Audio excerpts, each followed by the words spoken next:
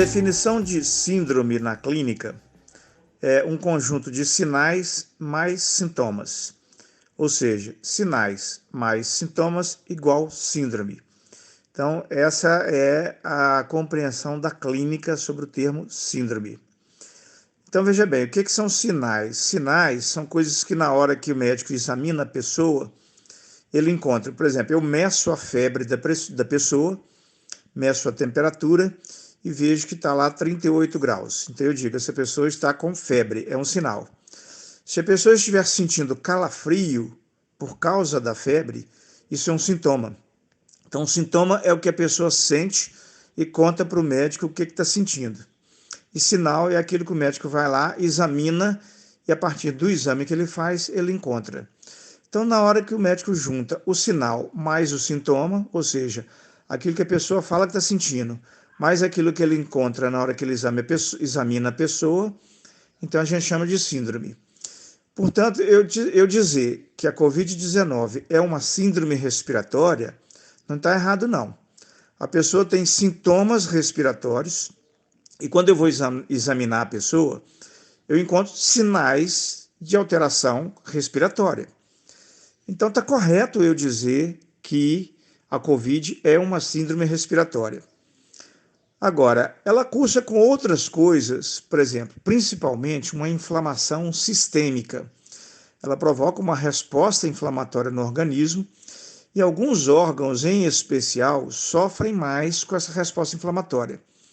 O coração pode sofrer mais com essa resposta inflamatória, os rins, o intestino e principalmente os pulmões.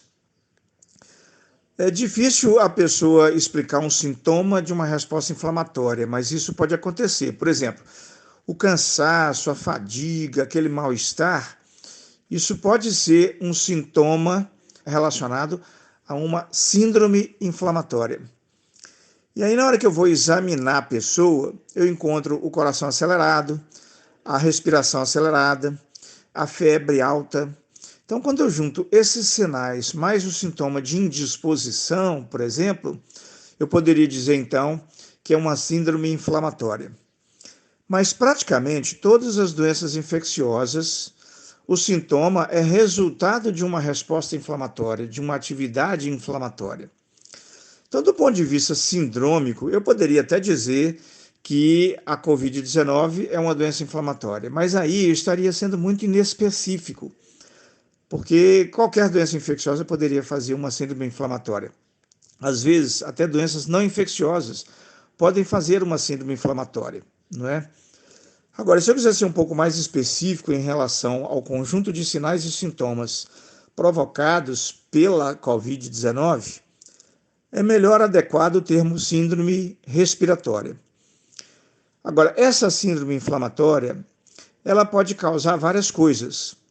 Ela pode causar dificuldade de captação do oxigênio, dificuldade de aproveitamento do oxigênio captado, problemas de queda de pressão arterial, pode favorecer o desenvolvimento de arritmias cardíacas, inclusive distúrbios da coagulação. Então, o que acontece? Essa síndrome respiratória, chamada Covid-19, que é causada pelo novo coronavírus, ela desencadeia um tipo de resposta inflamatória no organismo, que pode ser caracterizada por uma série de alterações, inclusive distúrbios de coagulação sanguínea. Então, durante o tratamento da Covid-19, eu procuro identificar quais são os problemas inflamatórios que essa pessoa está tendo e tratar esses problemas inflamatórios. Então, esses problemas inflamatórios podem se manifestar de maneira diferente entre as pessoas. Então, tem pessoas que o problema inflamatório faz uma dificuldade muito grave de captação de oxigênio e essa pessoa tem que ir para a ventilação mecânica. Em outras pessoas, pode ser que ele cause algum distúrbio circulatório e aí eu tenho que tratar esse distúrbio circulatório. E assim por diante.